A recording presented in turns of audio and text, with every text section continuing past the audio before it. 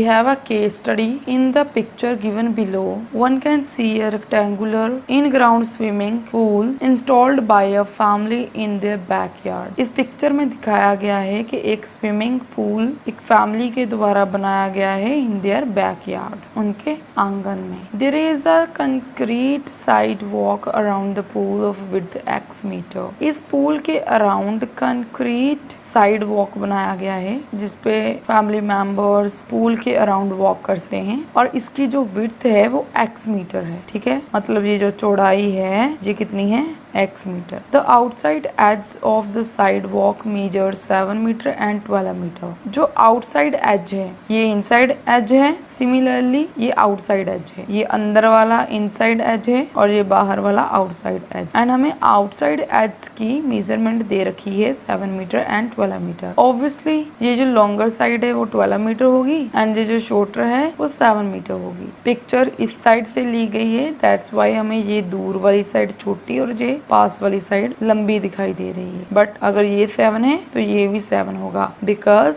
ये एक rectangular in ground swimming pool है. तो रेक्टेंगल की तो अपोजिट साइड इक्वल होती है. ठीक है, ये फोटोग्राफ ऊपर से नहीं इस साइड से लिया गया है इसलिए ये हमें लंबी दिखाई दे रही है और ये छोटी दिखाई दे रही है. ओके, आगे बढ़ते हैं. The area of the pool is 36 square metre. इस पूल का जो एरिया है वो 36 स्क्वायर मीटर है. पूल का एरिया मतलब एक रेक्टेंगल का एरिया, बिकॉज पूल रेक्टेंगुलर है एंड वी नो दैट एक रेक्टेंगल का एरिया क्या होता है, लेंथ इनटू ब्रेथ. तो ठीक है, सबसे पहले इसकी एक रफ डायग्राम बनाते हैं ताकि मेजरमेंट्स को अच्छे से समझा जा सके. हमारा स्विमिंग पूल पिक्चर में कुछ इस तरह से दिखाई दे रहा है. इसकी आउटसाइड लॉन्गर साइड 12 मीटर है and outside shorter side 7 metre है एंड इसकी जो विड्थ है ये x मीटर है. अगर यहाँ पर विड्थ x मीटर है तो यहाँ पर भी विड्थ x मीटर ही होगी. ओके, एंड इसका एरिया हमें गिवन है. Area of pool equals to 36 square metre and we know that pool rectangular है तो यहाँ पर हम लिख सकते हैं area of rectangle equals to 36 square metre. And हमें मालूम है कि रेक्टेंगल के एरिया का फॉर्मूला क्या होता है, length into breadth equals to 36 square metre. तो अब यहाँ पर इस पूल की लेंथ ब्रेथ देखते हैं. देखो जो ये एरिया गिवन है वो इस पूल का है, जो ये साइड वॉक का एरिया है ये इंक्लूडेड नहीं है. पूल का एरिया मतलब जितने में पानी है. तो अगर इस पूल का एरिया हमें निकालना हो तो जो लेंथ एंड ब्रेथ हम लेंगे वो हम इनर लेंगे, आउटसाइड नहीं लेंगे. बट हमें मेजरमेंट्स तो आउटसाइड गिवन है और साथ में हमें ये गिवन है कि इस साइड वॉक की विड्थ कितनी है, x मीटर. अगर ये आउटसाइड ब्रेथ 7 मीटर है तो इनसाइड ब्रेथ कितनी होगी, 7 माइनस ये वाला x एंड ये वाला x मीन्स 2x. एंड अगर हम ये इनर लेंथ की बात करें तो ये क्या होगी, ये आउटर लेंथ 12 माइनस ये वाली विड्थ एंड ये वाली विड्थ x मीन्स 2x. 12 से 2x को माइनस करेंगे तो इनर लेंथ आ जाएगी एंड 7 में से 2x माइनस करेंगे तो ब्रेथ. तो जब हम एरिया ऑफ पूल का फॉर्मूला लिखेंगे that is length and breadth की वैल्यू सब्स्टिट्यूट करेंगे तो हम ये वाली करेंगे. लेंथ हमारी है 12 माइनस 2x एंड ब्रेथ हमारी है 7 माइनस 2x इक्वल्स टू 36. जब हम वैल्यूज सब्स्टिट्यूट करते हैं तो यूनिट्स नहीं लिखते. अब हम क्या कर सकते हैं, इन दोनों को मल्टीप्लाई कर सकते हैं. सबसे पहले ब्रैकेट्स को ओपन करेंगे. 12 मल्टीप्लाई बाय 7, 12 7 जा 84. 12 multiply by minus 2x minus of 12 2 जा 24 एंड साथ में x.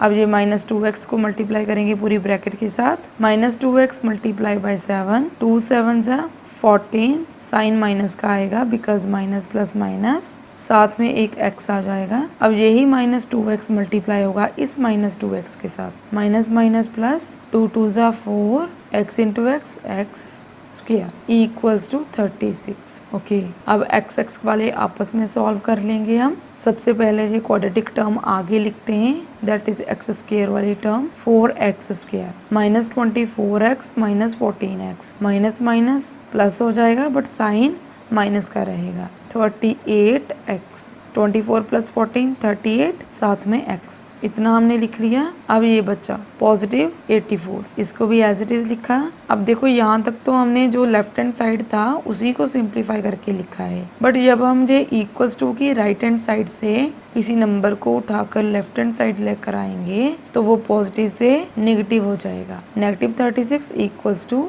0। 4x square minus 38x as it is. 84 minus 36 plus minus minus हो जाएगा, साइन वो जो ग्रेटर नंबर के आगे है। 84 माइनस 36 48 इक्वल्स टू 0।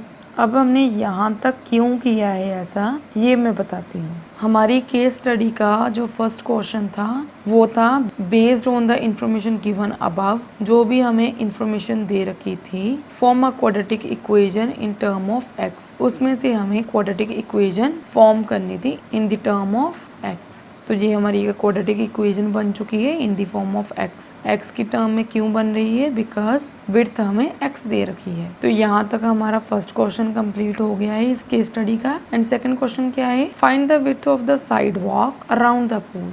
अब ये जो साइड वॉक बना हुआ है इसकी जो विड्थ है दैट इज एक्स, इसकी हमें वैल्यू फाइंड आउट करनी है। तो वो कैसे करेंगे?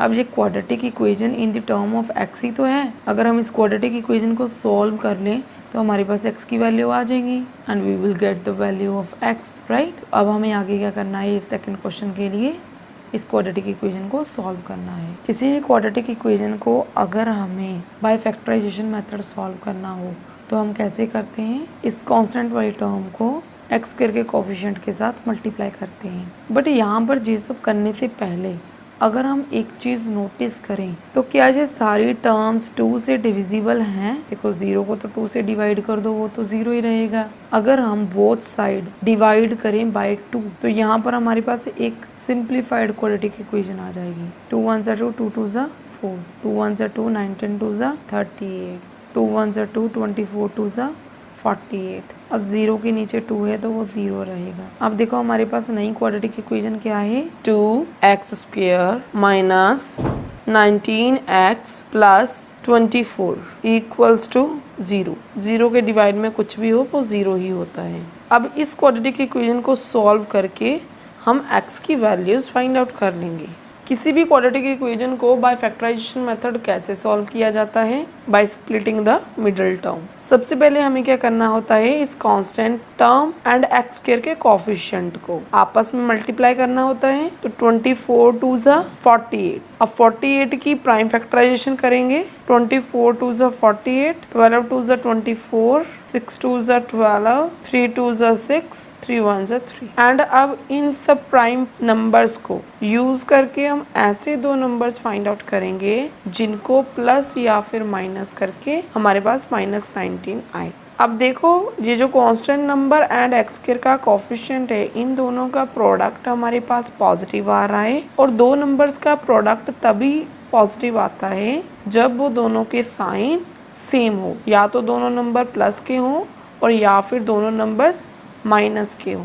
हमें प्रोडक्ट पॉजिटिव चाहिए तो जो दो नंबर हम फाइंड आउट करेंगे या तो वो दोनों पॉजिटिव होंगे या फिर दोनों नेगेटिव होंगे। बट अगर वो दोनों नंबर पॉजिटिव हुए तो यहाँ पर हमारी पॉजिटिव वैल्यू आएगी, बट यहाँ पर तो हमें -19 चाहिए। तो इसका मतलब जो दो नंबर हम फाइंड आउट करेंगे वो दोनों नेगेटिव होने चाहिए। अगर दोनों नंबर्स नेगेटिव होंगे तो इसका मतलब यहाँ से हमें ऐसे दो नंबर मिलने वाले हैं जिनको ऐड अप करके 19 बनेगा। अब देखते हैं कौन से दो नंबर्स हैं। 2 2 4, 4 2 8, 8 2 16, एट लास्ट 3 बचा। 16 प्लस 3, 16 प्लस 3 19 होता है, बट हमें पॉजिटिव 19 नहीं नेगेटिव चाहिए। तो दोनों नेगेटिव के नेगेटिव नेगेटिव होगा तो प्लस ही, बट साइन तो माइनस का आएगा एंड यहाँ पर हमें -19 ही तो चाहिए। ठीक है, तो अब यहाँ पर हम मिडल टर्म को स्प्लिट करते हैं। 2x square as it is, -19x को लिखेंगे -16x -3x एंड ये कांस्टेंट वाला नंबर भी एज इट इज लिखा जाएगा इक्वल्स टू 0। आप दो दो के पेयर्स बना के हम कॉमन लेंगे। इन दोनों में से क्या कॉमन आ रहा है? एक तो 2 कॉमन आ रहा है एंड दूसरा x कॉमन आ रहा है। यहाँ से 2x बाहर चला गया तो अंदर क्या बचा? अकेला x, बिकॉज यहाँ पर x स्क्वायर है। x स्क्वायर का मतलब x इंटू एक्स।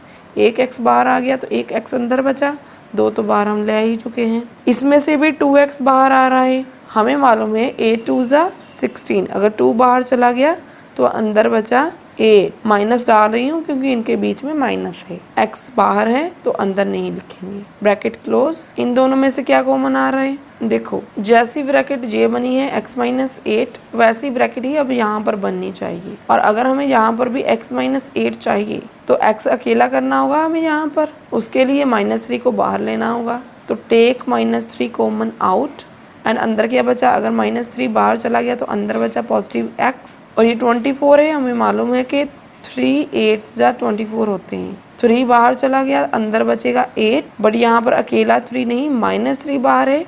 तो इस पॉजिटिव 3 को मैं ऐसे लिख सकती हूँ माइनस ऑफ -3। अगर -3 बाहर चला गया तो अंदर क्या बचा? -8 इक्वल्स टू 0। अब ये दोनों ब्रैकेट सेम है। अब इस ब्रैकेट को हम कॉमन लेंगे। x minus 8 take common out and अंदर क्या बचा? 2x minus 3 equals to 0। अब इसका मतलब है x माइनस 8 भी इक्वल्स टू 0 है एंड 2x माइनस 3 भी इक्वल्स टू 0 है। यहाँ से x की वैल्यू, ये 8 यहाँ पर माइनस का है, दूसरी साइड जाकर पॉजिटिव का हो जाएगा। एंड यहाँ से जो x की वैल्यू है वो क्या आ रही है?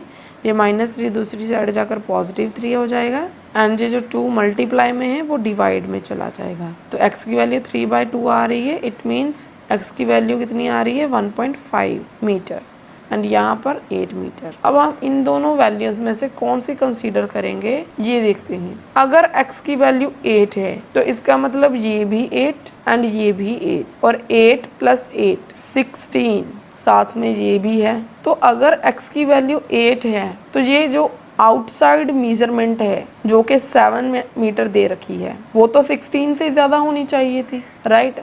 ये कंप्लीट साइड हमें 7 मीटर दे रखी है, बट अगर ये भी 8 है, ये भी 8 है तो 16 तो यही बन जाएगा। साथ में ये भी एडअप होगा तो ये तो 16 से भी ज़्यादा चाहिए थी, बट यहाँ पर तो 7 ही है। सो दैट्स वाई x की वैल्यू 8 पॉसिबल ही नहीं है। x की वैल्यू 1.5 ही पॉसिबल है। हमारी इस केस स्टडी में a का आंसर ये है क्वाड्रेटिक इक्वेशन एंड b का आंसर ये है x = 1.5 मीटर।